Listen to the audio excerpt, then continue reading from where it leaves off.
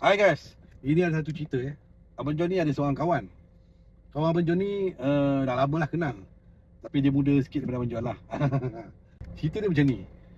Dia ni umur dalam 30-an dan memang dia mencari-cari medical card ataupun plan perlindungan bil hospital untuk diri dia, untuk isteri dia dan anak-anak dia.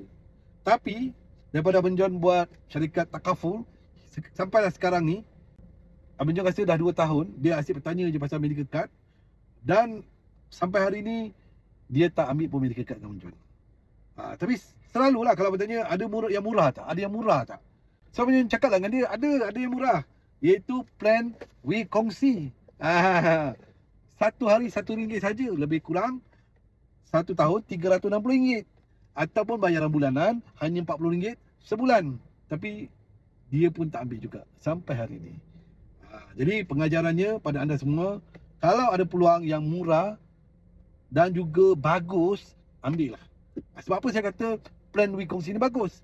Sebabnya ni adalah salah satu alternatif untuk kita ada satu plan medical card. Kalau anda dah ada medical card, bagus. So adakan satu lagi plan medical card yang anda boleh gunakan untuk selepas anda tak bekerja, ataupun mungkin anda gunakan sebagai alternatif plan kedua. Sebab apa?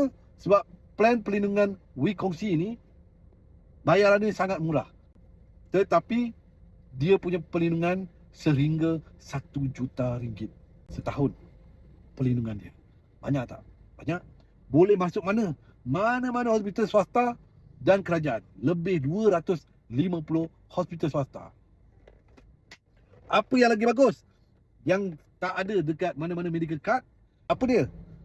Iaitu plan perlindungan di klinik. Sebab panel kita adalah EMAS. Panel EMAS ni mempunyai panel sebanyak lebih 4,000 klinik seluruh Malaysia, Sabah dan Sarawak. Jadi untuk anda masuk klinik dengan hanya bayaran RM10 saja. Nak tahu lebih lanjut? Roger. Okey? Boleh komen di bawah. Bye.